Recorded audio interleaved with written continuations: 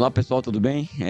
Elias Jabur aqui. Isso aqui não é cansaço, a minha voz está um pouco melhor hoje do que ontem, porque na última quarta-feira rolou o último ensaio de rua da Vila Isabel. E, cara, é o seguinte, o samba tá uma coisa espetacular. O André Diniz, aliás, um forte abraço para o André Diniz, nosso amigo, companheiro. É um samba maravilhoso. Ele foi o autor dos sambas campeões da Vila nos últimos tempos, quando ganhou o título, no caso da Vila, 6 e 13, né? O samba tá uma coisa espetacular.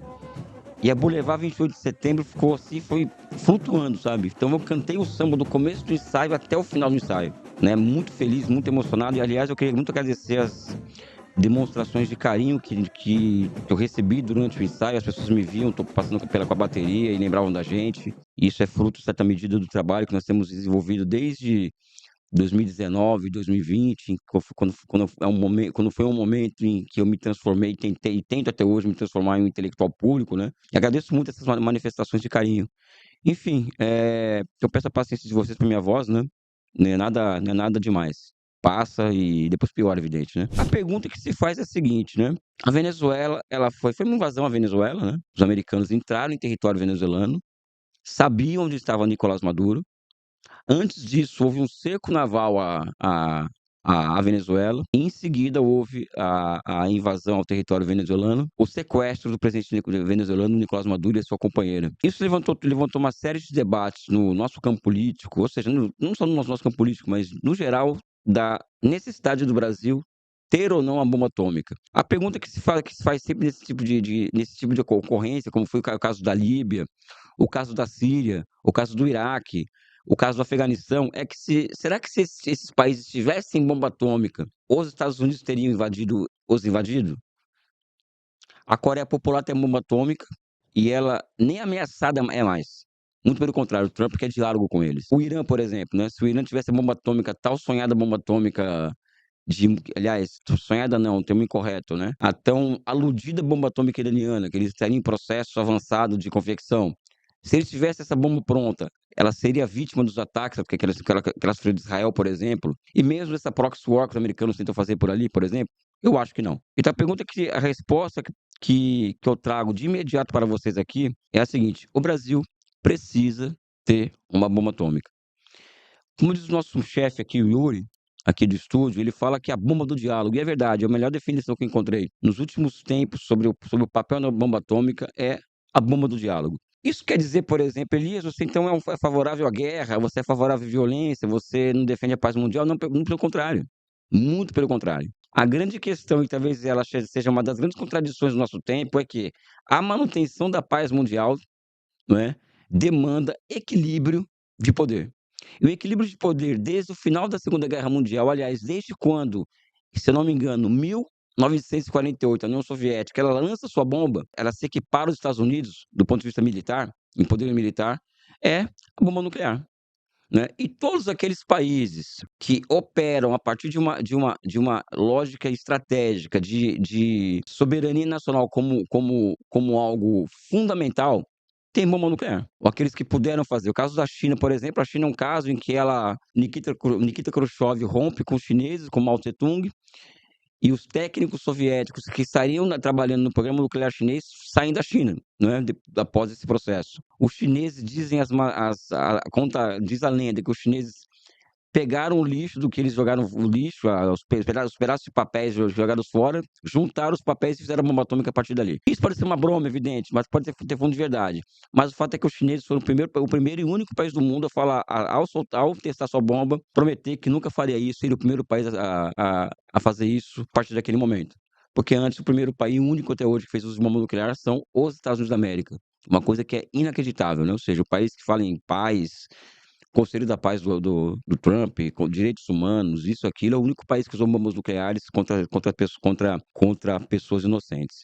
Enfim, o Brasil precisa de uma bomba nuclear. Eu estou dizendo isso dentro de um contexto, sim, histórico, ou seja, um país que não tem bomba nuclear é um país que está altamente fragilizado do concerto das nações. Um país com os recursos naturais do Brasil, aqui o Brasil tem quase tudo, vamos dizer assim, e tem ativos estratégicos que o imperialismo tem alto interesse. Pelo menos dois: petróleo e terras raras. Né? Terceiro, água. São 3 ativos estratégicos, pelo menos, que o Brasil possui e que são de alto interesse dos Estados Unidos. O Brasil hoje é o 5º maior país do mundo, tem uma superfície de mais de 8.500.000 quilômetros quadrados. Isso é uma coisa simplesmente impressionante, um país muito grande, aqui tem todos os ecossistemas, né, e tem a Amazônia, que se explorada com o mínimo de racionalidade, pode nos entregar, por exemplo, possibilidades para grandes políticas industriais, inclusive, sem derrubar a Mônica Árvore, não é? Então, a Amazônia também é um outro ativo nessa história toda, ou seja, um país com todos esses ativos não pode prescindir, primeiro, de forças armadas poderosas. Eu não vou entrar na discussão aqui de que se o exército é formado por fascista, se a educação militar na Academia Militar das Agulhas Negras é uma coisa legal ou não, sabe? Eu acho que não. Tem que mudar o currículo, sim. Mas não é esse o ponto da discussão. O ponto da discussão é que o Brasil precisa de primeiro, já falei aqui do estratégico, que é a dissuasão nuclear, e de uma política nacional de defesa que tenha como pano de fundo, né, que seja um guarda-chuva para o quê? Para políticas industriais no âmbito da construção de indústrias de defesa nacional, de uma grande indústria de defesa, um grande complexo industrial de defesa, para e passo a transformação das nossas Forças Armadas em algo digno desse nome. Tá? Então, esse é um ponto fundamental. Isso custa dinheiro. Napoleão falava: você quer ter o exército, mas custa muito dinheiro. Então, vem aqui uma primeira crítica que eu faço aos governos brasileiros desde a década de 90. Fernando Henrique Cardoso colocou o Brasil no tratado de não proliferação nuclear, ou seja, o Brasil, em tese, não pode fazer uma bomba nuclear, ou seja, nós temos que sair desse tratado. Então, isso meio que esterilizou nossa capacidade até institucional de termos um programa nuclear. E segundo, foi jogar o exército nessa condição que se encontra hoje, as Forças Armadas nessa condição que se encontra hoje, ou seja, algo vergonhoso para o país do tamanho do Brasil. E muitas vezes a esquerda, ao invés de observar as Forças Armadas como um ativo nacional estratégico, a ser pensado sobre ele, tenta observar as Forças Armadas como um agente histórico que fez muito mal ao Brasil, o que também não deixa de ser verdade. Mas sem Forças Armadas, nós não existimos, né, enquanto nação soberana e independente. Sem a bomba nuclear, muito menos, tá? Um outro ponto que eu trago aqui, e também que tem relação direta com isso, porque são guarda-chuva essa discussão, né? Essa discussão não é uma bomba nuclear em si ou Forças Armadas em si. E sim políticas industriais orientadas a esse fim e que tenham como estratégia a nossa reindustrialização. E a nossa reindustrialização como a pedra de toque do que nós chamamos de Projeto Nacional Brasileiro. Nós imaginamos aqui, por exemplo, a quantidade de cadeias produtivas que poderiam ser ativadas no caso de nós implementarmos uma política nacional de defesa. São várias cadeias produtivas que aliás, vamos deixar muito claro aqui, a Odebrecht, ela tinha avançado a esfera de ação para a indústria militar. E a Operação Lava Jato destruiu com esse braço da Odebrecht, aliás, praticamente destrói com a Odebrecht, né? Mas também destrói com esse braço da Odebrecht, o braço militar da Odebrecht, que foi comprado por Israel, inclusive. Esse braço militar da Odebrecht foi comprado por Israel. No passado, na década de 70 e 80, o Brasil tinha uma indústria de defesa muito forte. O Brasil exportava carros de combate para a Arábia Saudita, para o Iraque, né? Para o Oriente Médio. O Brasil tinha uma reserva de mercado no âmbito internacional nessa área e que nós deixamos de ter na década de 90. Nossa indústria de defesa foi lenta, gradual e inseguramente sendo destruída pelas políticas neoliberais. E aqui também vai um ponto que eu acho que é interessante. Nós não teremos uma indústria de defesa, muito menos uma bomba nuclear, porque a questão não é a bomba, é o míssil que lança a bomba, né? Tem que nós tenhamos políticas monetárias e fiscais que deem suporte para isso, ou seja, arcabouço fiscal, metas de inflação anualizadas, Banco Central independente, a maior taxa de juros do mundo. Isso aqui vai inviabilizar completamente esse tipo de esforço nacional que nós deveríamos e devemos fazer. Então, vai aqui a ideia central de nós termos uma indústria de defesa, mas também ter a clareza de que com esses marcos institucionais que contornam a nossa política macroeconômica no Brasil, nada disso vai acontecer, né? E aqui não adianta sonhar com essa história de ter bomba ou não, se nós mantivermos esse patamar aí de submissão ao neoliberalismo dentro dos marcos do nosso processo brasileiro em si, né? E aqui vai uma polêmica aqui que eu faço de forma muito fraterna com pessoas de outro campo, com forças de outro campo, que é o MBL e o Partido Missão, né? O próprio Renan Santos fala que o Brasil precisa de uma bomba atômica. E aí vai uma contradição muito clara, né? A tradição do MBL e desse partido de missão é liberal, né? Eles são liberais. E esse discurso deles de bomba atômica não, ela vai encontrar uma trava muito grande, caso um dia ele chegue ao poder com as políticas econômicas, né, neoliberais, o liberalismo e também o liberalismo da sua base de apoio, né? Ou seja, a base do partido missão MBL é liberal, né? E ser liberal, nesse aspecto, não combina em indústria de defesa, em bomba nuclear. E aqui não é uma provocação barata, não. Acho que é um chamado ao debate público sobre isso, né? Porque liberal defender esse tipo de protagonismo do Brasil é muito contraditório. Então, acho que esse é um ponto que é fundamental. Eu volto aqui a essa questão que envolve as políticas macroeconômicas para isso, tá? Depois eu volto para a geopolítica. Hoje, você ter forças armadas precisa muito de dinheiro. E, portanto, nós precisamos ter recursos fiscais para esse fim. O Estado precisa criar moeda para a finalidade de induzir, de emular novamente uma indústria nacional de defesa, que pode ser por estatais, pode ser por empresas privadas, não tem problema. Mas o Brasil precisa criar moeda para isso, né? O papel dos bancos públicos são fundamentais nesse processo. E que, portanto, um orçamento do Ministério da Defesa, como ele se encontra hoje, ele é altamente insuficiente para essa finalidade. Então, se nós queremos pensar em uma política de defesa séria, que nos leve à construção de uma bomba nuclear, nós temos que repensar totalmente esses marcos institucionais. Eu já falei isso aqui antes, nesse episódio, e eu estou repetindo aqui.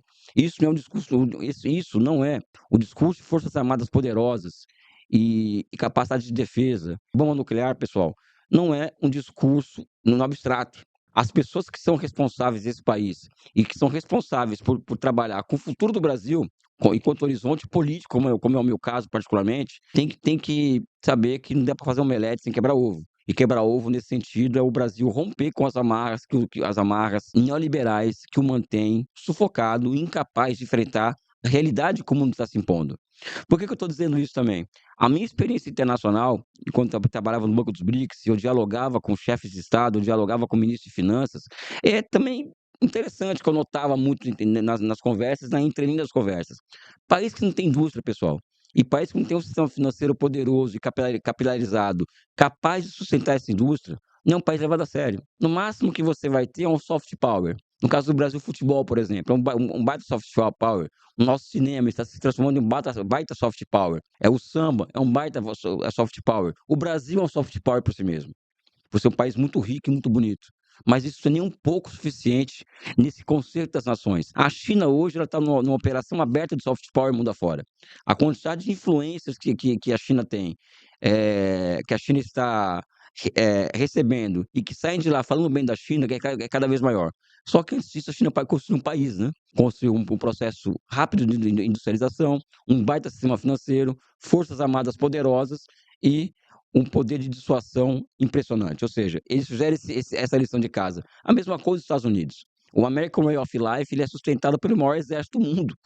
Aquela coisa que as pessoas sonham ser da classe média americana um dia, o sonho americano, legal. Mas isso foi sustentado durante muito tempo, né? Até porque hoje está ficando insustentável por uma poderosa indústria de defesa. Aliás, as inovações tecnológicas nos Estados Unidos, elas têm quase a sua totalidade como laboratório a indústria de defesa. E aqui também entra também um outro ponto que eu acho fundamental nessa discussão que envolve a questão militar e a questão nuclear, que é como que o Brasil vai se recolocar de volta no mundo, não é? Sem que nós tenhamos investimentos maciços em ciência, tecnologia e inovação.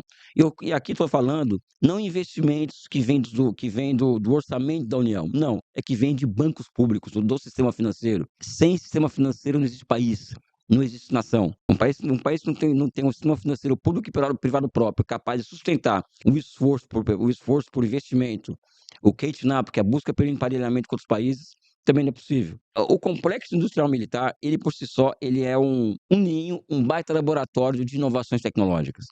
Eu acredito também nisso, ou seja, o Brasil ele tem que olhar para essa questão com esse olhar, ou seja, o Brasil está muito atrasado tecnologicamente em relação à China, por exemplo, em relação aos Estados Unidos, em relação à União Europeia. Ao invés de nós tratarmos isso, de buscar paridade com a União Europeia, por exemplo, a partir de um acordo de livre comércio, e não perceber que eles estão praticando o keynesianismo militar para fins de recolocar a Europa no mundo, nós temos que observar esse movimento deles fazer o mesmo. Não o keynesianismo militar como um fim em si mesmo, não é isso que eu estou querendo dizer. E sim, nós construímos uma indústria de defesa que seja capaz de auxiliar o Brasil em um processo de reindustrialização e que, por sua vez, crie condições para haver mobilidade social no país, não é? Através da indústria de defesa, entre outras cadeias produtivas, e seus esquemas de serviços tecnológicos. Então, acho que esse é um ponto fundamental. A ascensão social, não é? É colocar cientistas, físicos, químicos, ou seja, uma série de profissões. O cara sai da universidade hoje e vira Uber, por exemplo, sabe? Um engenheiro, sabe? Químico, físico. O complexo industrial de defesa, entre outros complexos, ele traz a possibilidade de empregar milhares de pessoas nesse campo. Acho que esse é um outro ponto que é chave para nós, ou seja, a empregabilidade de pessoas que saem da universidade, né? Isso entrega esperança, isso entrega possibilidade de futuro. E a indústria de defesa também pode nos entregar essa possibilidade. A questão da bomba nuclear, eu sempre dou exemplo, que é uma experiência que duas experiências que eu conheci de perto, a China e a Coreia, né, popular, né? A Coreia Popular eu estive lá em 2009. E eu conversei com muita gente lá, as pessoas explicam essa questão da chamada escolha pela bomba, né? A escolha pela defesa, né? Eles têm até uma ideologia que em torno disso. Eles querem uma ideologia em torno da necessidade de construir uma indústria de defesa, antes de qualquer coisa. Songun, a política que a Coreia Popular ela implementa a partir da década de 90, com o objetivo estratégico de construir, antes de mais nada, quando eu falo antes de mais nada, antes de mais nada, eu tô falando antes de colocar comida no prato das pessoas. Observe isso da forma que vocês quiserem. Façam os juízos de valor que vocês quiserem.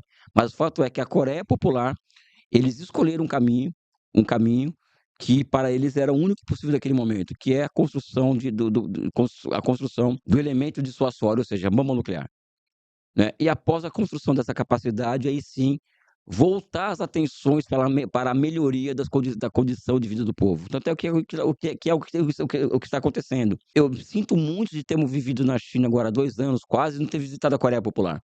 Porque os relatos que vêm de lá, inclusive de gente conservadora, de que o país voltou a crescer, eles triangulam muito bem com China e com Rússia, né? Ou seja, eles fazem um bem bolado ali em que eles estão saindo ganhando. Pyongyang hoje é uma capital muito mais iluminada do que era há 15 anos atrás. É uma cidade que está com gigantescos complexos habitacionais. A sua indústria está sendo revitalizada. O apoio à Rússia no conflito na Ucrânia foi fundamental para a entrada de recursos do país. Enfim, a Coreia Popular está aos trancos e barrancos, sendo um dos países mais estacionados do mundo, encontrando um caminho. Agora, esse caminho não seria possível caso eles não tivessem construído um poderoso exército popular e também a sua bomba nuclear. Esse é um fato, pessoal. Países ameaçados como eles de ser varrido da face da terra, como um certo chefe de Estado americano falou, né, que iria varrer a Coreia do Norte da face da terra, ter uma bomba nuclear foi fundamental para eles encontrarem um caminho para o seu desenvolvimento, não é? Então, eu estou dando esse exemplo, né? O exemplo que nós colocamos, por exemplo, a Líbia, por exemplo. A Líbia ela tinha um programa nuclear, o Gaddafi. O Gaddafi, ele abre mão desse programa nuclear em troca do fim das sanções contra o país. E ali, cá entre nós, e qualquer especialista com o mínimo de seriedade vai falar, aquilo ali foi a sentença de morte do governo dele. Porque não tem como confiar em França, em Itália, em Estados Unidos, em França, em Inglaterra. Não tem como confiar. Não são países confiáveis. O imperialismo ele não é confiável. Ele abre mão da possibilidade de ter uma bomba nuclear, né? Ele rifou o seu próprio futuro, porque seria uma questão de anos ou de décadas, vamos dizer, acho que de anos, foi de anos, né? Para que a Europa, a OTAN, eles articulassem um processo de subversão do sistema na Líbia, dentro de um objetivo estratégico de transformar o mar Mediterrâneo em um mar da OTAN, de forma que logo em seguida Hezbollah fosse destruído no Líbano, a Bashar al-Assad fosse destituído na Síria, e agora vem essa tentativa deliberada de derrubar o regime iraniano, de forma que a China fique isolada, e não somente isolada, a China fique com mais de 25% do petróleo que abastece seu país comprometido, porque o Estreito de Hormuz, que é por onde passa 30% do petróleo que a China consome, ele é atualmente controlado pelo Irã. Olha o tamanho da confusão aí que se causou, porque nem Líbia e nem Síria foram países que tiveram a capacidade, o pensamento estratégico, o pensamento estratégico suficiente para terem suas próprias bombas nucleares e aí sim estabilizar o Oriente Médio, que tem um único país com bomba nuclear, que é Israel. Bomba nuclear é essa, que é bom que se diga aqui, eu não sei se o Yuri sabe disso, né? O Yuri é nosso chefe aqui, tá, pessoal? O Wellington é o chefe maior, o Yuri é o chefe.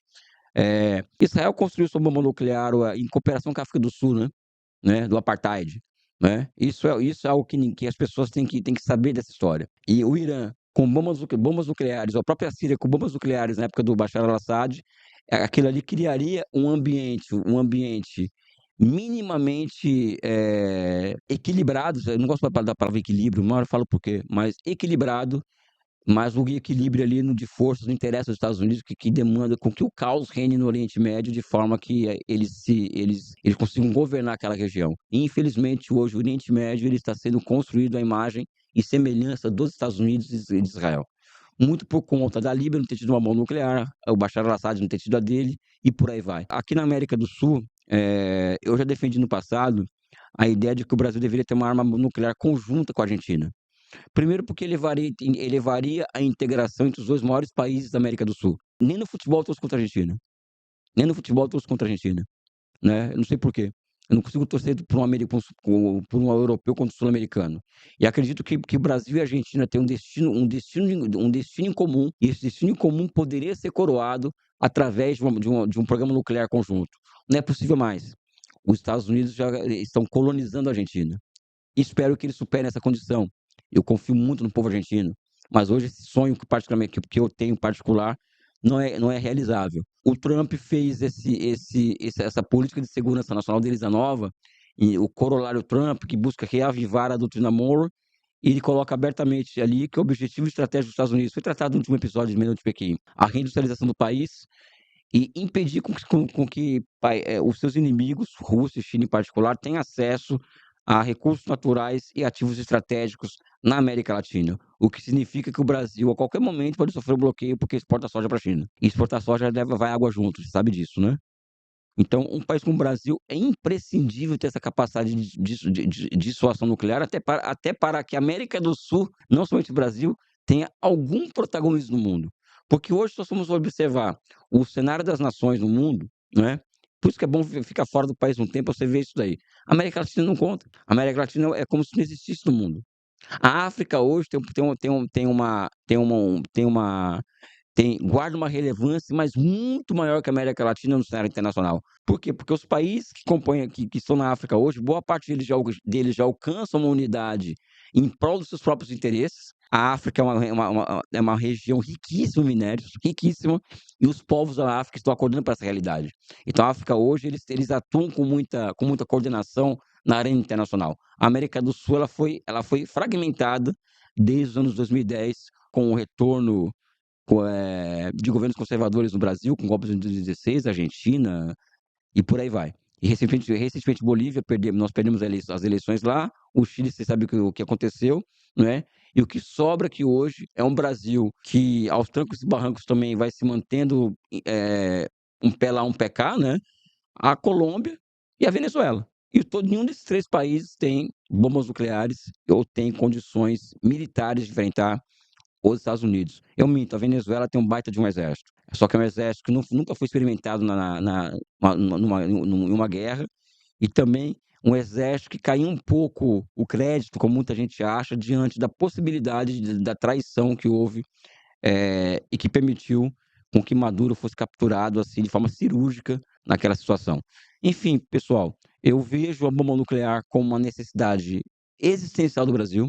Eu vejo as Forças Armadas Poderosas como uma necessidade existencial do Brasil, e eu vejo tanto um quanto o outro como peças fundamentais para o nosso processo de reindustrialização e nosso processo de construção de um projeto nacional de desenvolvimento. É um sonho, lógico que é um sonho, né? Eu gosto de bomba, não gosto de bomba. Eu sou a favor da paz mundial, Sou a favor da paz mundial. Só que eu não sou só que eu não tô eu não tô no concurso de Mister Universo, em que você vai coloca o microfone na tua boca e fala uma frase bonita: "Sou a favor da paz mundial". Primeiro que eu sou feio, nunca vou estar concorrendo a Mister Universo, né. E segundo porque o mundo não funciona dessa forma. Infelizmente, nós temos que colocar na nossa cabeça, e eu falo aqui de uma esquerda meio lúdica, né, sabe, que o mundo não é paz e amor. O mundo é guerra. E quem não se prepara para a guerra, meu amigo, vai ser engolido. Infelizmente, essa é a verdade. Eu não queria que fosse assim, mas eu não faço história e circunstâncias que eu escolho. Um forte abraço e um beijo no coração de vocês.